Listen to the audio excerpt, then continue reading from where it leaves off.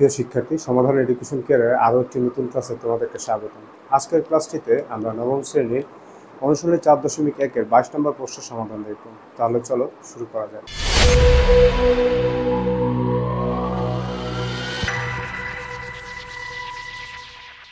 প্রথমে আমরা একটু আমাদের প্রশ্নটি দেখে নেব, যেখানে আমাদের এখানে উদ্দীপকে কিছু মান দেওয়া আছে এবং ক নম্বরে বলা হচ্ছে এক্স এর মান নির্ণয় করো। তো আমাদের এক্স কোনটা দেখো তোমরা একটু। আমাদের এক্স হচ্ছে এইটা। তো আমরা প্রথমে লিখব দেওয়া আছে। আমরা দেওয়া আছে দিয়ে শুরু করলাম।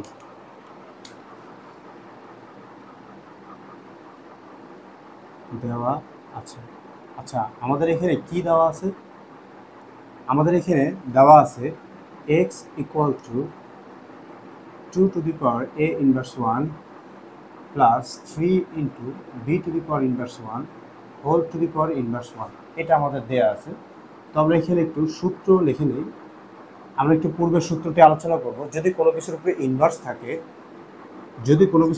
থাকে, তাহলে মাইনাস ইনভার্স পাওয়ার থাকে, মাইনাস পাওয়ার, তাহলে আমরা সেটাকে 1 দিয়ে ভাগ করব। লাইক ধরো এখানে x -2 আছে পাওয়ার, তাহলে আমরা 1 দিয়ে x-কে ভাগ করব, পাওয়ার 2 বসিয়ে দেব।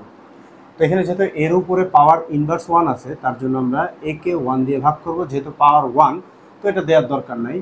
3 into 1 two the power b inverse 1। Similar কাজ করছি। এখন দেখো এখানে ভগ্নাংশ কিন্তু গুণ আছে। আমরা জানি যদি ভগ্নাংশ গুণ আকারে থাকে, দেখো একটি পূর্ণ সংখ্যার সাথে যদি একটি ভগ্নাংশ গুণ আকারে থাকে, তখন যেটা হয় হরের সাথে এটা ভাগ হয়ে আর লবের সাথে গুণ হয়ে যায়। গুণ হয়ে গেলে a ডিভাইড বাই b হবে।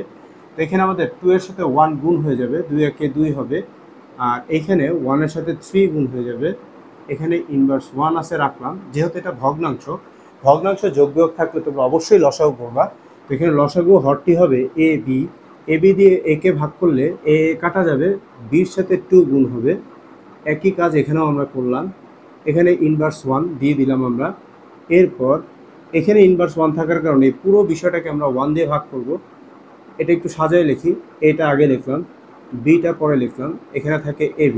ভগ্নাংশ ভাগ থাকলে গুণ করতে হয়, গুণ করলে উল্টে যাবে, তাহলে ab উপরে যাবে আর নিচে থাকবে thrice a plus twice b। তো আমরা বলতে পারি আমাদের এখানে থাকে ab divide by 3a plus twice b। এটা হচ্ছে আমাদের ক নম্বর প্রশ্নের উত্তর। আশা করি তোমরা বুঝতে পারছো। এরপরে আমরা খ নম্বর প্রশ্নের সমাধানটি দেখব।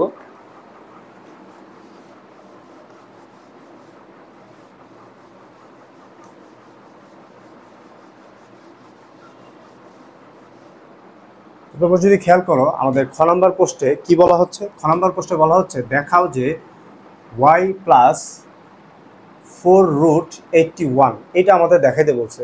তো এইটা দেখানোর জন্য আমাদের এখানে দেখো একটা y এর মান দেওয়া আছে। আমরা প্রথমে এই মানটাকে ভাঙায় নেব। y এর মানটাকে আমরা ভাঙায় নেব। তো y এর মানটাকে ভাঙানোর জন্য আমরা প্রথমে দেওয়া আছে দিয়ে y ইজিক্যাল টু যা দেওয়া আছে আমরা সেটা লিখব।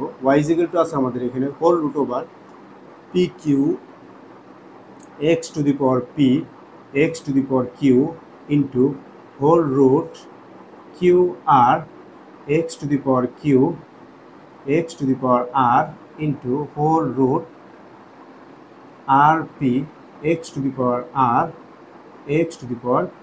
এটা আমাদের হচ্ছে দেওয়া আছে। তো এইখানে পূর্বের ন্যায় আমরা এইখানেও সূত্রটা নিয়ে একটু কাজ করে নেব। তো সূত্রটা নিয়ে কি কাজ করব? দেখো যারা আজকে আমার ক্লাসে নতুন আছো তাদের জন্য এই সূত্রটা আমি দেখাই দিচ্ছি। আমি প্রত্যেকটা অঙ্কে এরকম সূত্রগুলো তোমাদের সাথে আলোচনা করছি। এবারও পূর্বের ন্যায় আলোচনা করতেছি। দেখো যেহেতু একই রকম ভিত্তি আছে, ভাগ থাকলে কি হবে, পাওয়ারগুলো বিয়োগ হবে। তাহলে কিউ মাইনাস আমরা আর করব, যেহেতু ভাগ আছে এখানে কিউ আর, সেই জন্য আমরা কি করব, পাওয়ারগুলো বিয়োগ করব। আর যদি কোনো কিছুর উপর রুট থাকে, লাইক এরকম যদি থাকে, তাহলে আমরা এটা কি করব, a টু দি পাওয়ার 1/2 করব। ঠিক একই রকমভাবে যদি এইখানে রুট দিয়ে এরকম পি দিয়ে দেয়, সেক্ষেত্রে আমরা এটাকে ভাগ করব পি দিয়ে, অর্থাৎ পাওয়ারটা হবে 1/p। তো অ্যাজ লাইক এখানে আমরা যেটা করব, প্রথমে আমরা এইটার কাজ করব, আমরা এই ভাগের কাজ করব। দুইটা এক্সের জন্য একটা এক্স নিলাম, তাহলে পি মাইনাস কি হয়ে যাবে কিউ। আর এখানে হোল রুট ওভার ছিল পি কিউ। এইটা যদি আমি ক্যালকুলেট করি, এখানে ছিল কিউ আর, আর এখানে এক্স কিউ মাইনাস আর হবে আবার এইখানে ছিল আর P X to the power R minus P হবে।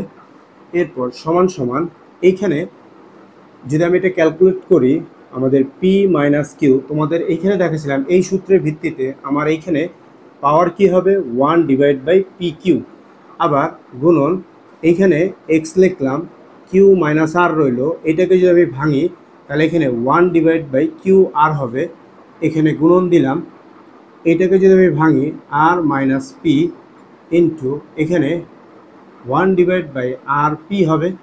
আচ্ছা, আমরা এর আগে দেখেছিলাম যে পাওয়ারের উপরে পাওয়ার থাকলে কি হয়, গুণ হয়।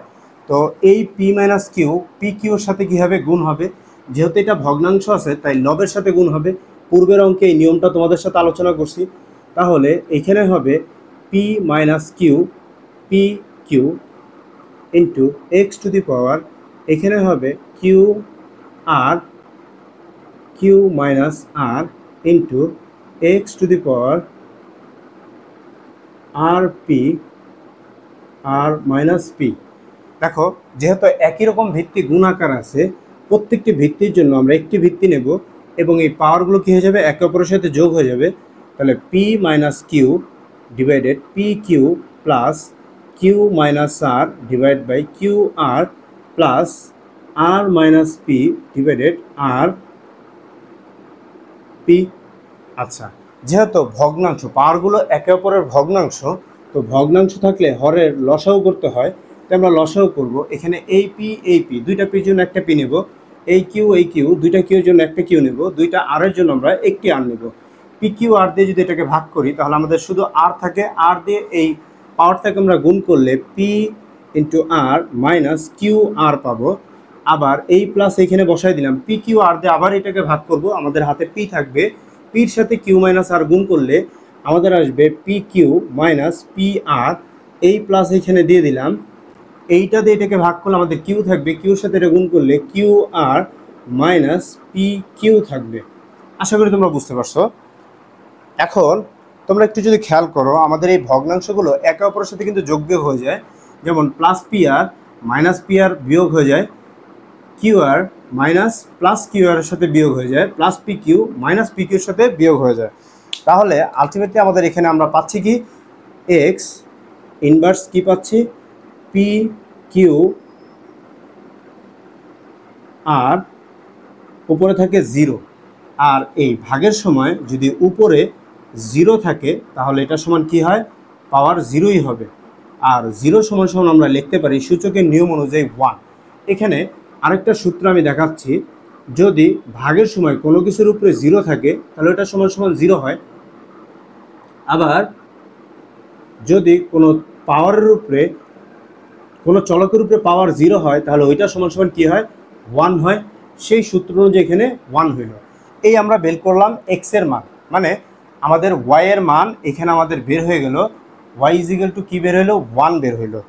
এখন আমরা এই জিনিসটা সমাধান করব, যেখানে আমাদের বলা হচ্ছে দেখাও যে, তো দেখানোর জন্য আমরা এখানে লেফট সাইড দেব, left side is equal to এখানে ওয়াই প্লাস 4, এখানে কি থাকবে 81, তারপর এখানে ওয়াই এর মান আমরা পাইছি 1 বসাই দিলাম।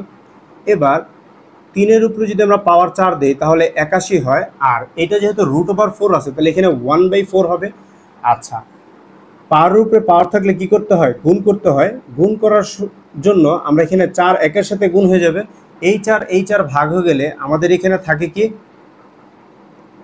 1, আর এইখানে থাকে হচ্ছে 3 আর 1 যোগ করলে আসে আমাদের 4, যেটা আমাদের আসলে রাইট সাইডের মান ছিল। এটা হয়ে গেল আমাদের প্রুফড। এই ছিল আমাদের খ নাম্বার প্রশ্নের সমাধান। এবার আমরা গ নাম্বার প্রশ্নের সমাধান দেখব।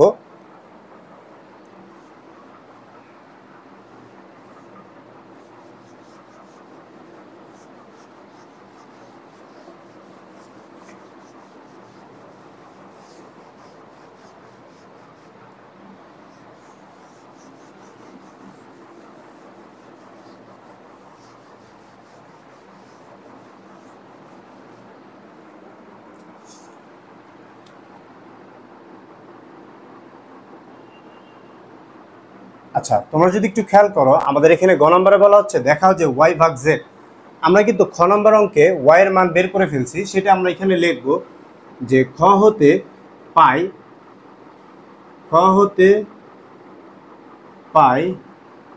y is equal to 1। এরপর এখানে z এর মানটা বের করতে হবে। দেখো আমাদের কিন্তু z এর মানটা বের করা নাই, z এর মান দেয়া আছে এইটা। তো এইটা যদি z এর মান হয়, এটা আমরা কিভাবে বের করব? আগে আমরা z এর মানটাকে বের করে দেখায় নেব, তারপর আমরা এটা প্রমাণ করব। তো আমরা আগে প্রথমে লিখব দেওয়া আছে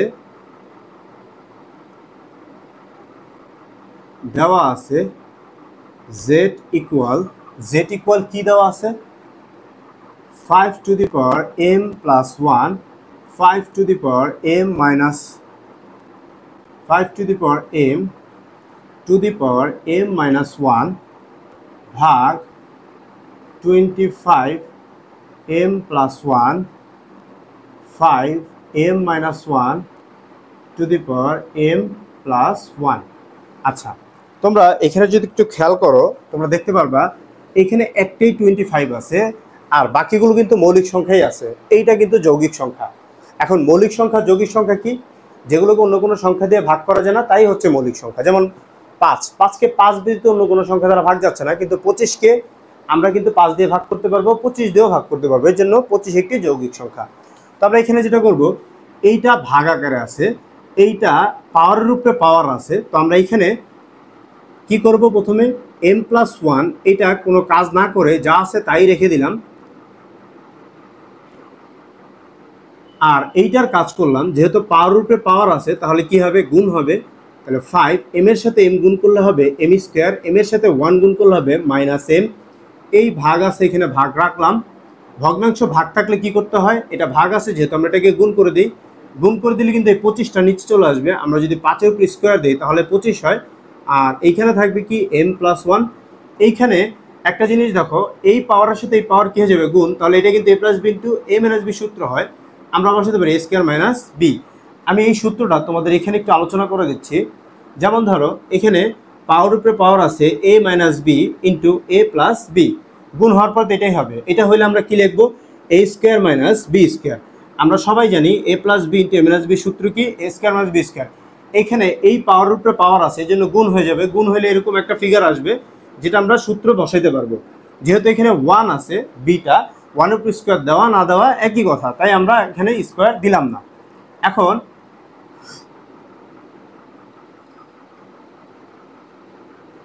এইটার কাজ করি আমরা। m plus 1 5 m square minus m, এই গুণন দিলাম এখানে 5 m স্কোয়ার মাইনাস 1, এই 2 কিন্তু এটার সাথে গুণ হয়ে যাবে। তাহলে 2m প্লাস কি আসবে? 2। এবার একটা জিনিস খেয়াল করো তোমরা, আমরা এই দুইটা এক রাশিতে নিয়ে আসি, এই দুইটার জন্য একটা 5 লিখি, তাহলে এই পাওয়ারের সাথে কি হয়ে যাবে? যোগ হয়ে যাবে। তাহলে m plus 1 plus m square minus 1। আবার এই পাওয়ারের সাথে যোগ হবে, তাহলে 5 m square minus m plus 2m plus 2। এখন একটু ভালো করে খেয়াল করো, এখানে প্লাস 1 মাইনাস 1 কাটা যায়, তাহলে আমাদের 5m প্লাস m স্কোয়ার থাকে। এইখানে দেখো প্লাস 2 আছে, আর এখানে plus m plus 2m minus m যদি আমরা বাদ দিই তাহলে একটি m থাকে, তাহলে m square plus m plus 2 থাকে। যেহেতু এটা ভাগ আছে, তাহলে পাওয়ারগুলো কি হয়ে যাবে? বিয়োগ। তো আমরা বলতে পারি 5 টু দি পাওয়ার, প্রথমে উপরেরটা আমরা আগে লিখবো, এই উপরেরটা আগে লিখলাম। এখন এইটা বিয়োগ হবে, যেহেতু দেখো বিয়োগ করলে কিন্তু চিহ্ন পরিবর্তন হয়ে যায়, তো এই নিচের রাশির চিহ্নগুলো পরিবর্তন হয়ে যাবে। হয়ে গেলে আমরা এখানে লিখবো m square minus m minus 2। এবার যদি তোমরা একটু খেয়াল করো, এখানে যেরকম প্লাস 1 মাইনাস 1 বিয়োগ হয়ে গিয়েছিল, এইখানেও কিন্তু আমাদের প্লাস m মাইনাস m বিয়োগ হয়ে যায়, plus m square minus m square বিয়োগ হয়ে যায়। তাহলে 5-এর উপরে থাকে কিন্তু ইনভার্স 2। আমরা যদি এটা এখানে লিখি 5 ইনভার্স 2 থাকে, আমরা এখানে দেখছিলাম যদি কোনো কিছুর উপরে পাওয়ার ইনভার্স থাকে তাহলে সেটাকে আমরা 1 দিয়ে ভাগ করি, পাওয়ারটা বসে যায়। তাহলে বসে গেলে এখানে আমরা পাবো 1/25। এটা কিন্তু আমাদের কিসের মান বের হলো? এটা আমাদের বের হয়ে গেল z এর মান। এই z এর মানটাই আমরা এখানে বের করলাম কি? 25। তো আমাদের কিন্তু এখানে প্রমাণ করতে বলছিল, তো আমাদের প্রমাণ করতে বললে আমাদের এখানে কি দিতে হবে, লেফট সাইড দিতে হবে। তাহলে আমরা লেফট সাইড ইকুয়াল টু এখানে কি লিখবো, লেফট সাইড ইকুয়াল টু এখানে দেওয়া ছিল ওয়াই ভাগ জেড, ওয়াই আর জেড ভাগ হবে, তো 1 ভাগ জেড এর মান পাইছি 1/25। ওয়াই এর মান কিন্তু আমি এখানে লিখছি, ওয়াই এর মান 1। তো ভগ্নাংশ ভাগ থাকলে কি করতে হয়, গুণ করতে হয়, গুণ করলে এটা তো উল্টে যাবে, তাহলে 25 উপরে যাবে, 1 নিচে যাবে। আর যেহেতু পূর্ণ সংখ্যার ভগ্নাংশ ভাগ আছে, এটা কিন্তু হরের সাথে ভাগ হবে, লবের সাথে গুণ, তো এটা ভাগ হয়ে গেল। ভাগ হয়ে গেলে আমাদের এখানে থাকতেছে কত, শুধু 25 পেয়ে গেলাম আমরা, যেটা অ্যাকচুয়ালি আমাদের রাইট সাইড প্রুফ করতে বলছিল। এটা কিন্তু হয়ে গেল আমাদের প্রুফড, PROVED প্রুফড। এই ছিল আমাদের 4.2-এর 22 নম্বর সৃজনশীলের সম্পূর্ণ সমাধান। আশা করি তোমরা বুঝতে পারছো, যারা বুঝো না তারা কমেন্টে জানাও, আর যাদের আজকের ক্লাসটি ভালো লেগেছে তারা লাইক করো, শেয়ার করো ও আমাদের সাথেই থাকো। পরবর্তী ভিডিওর জন্য সাবস্ক্রাইব করে রাখো। দেখা হচ্ছে আগামী ক্লাসে, সেই পর্যন্ত তোমাদের জন্য রইল শুভকামনা। খোদা হাফেজ।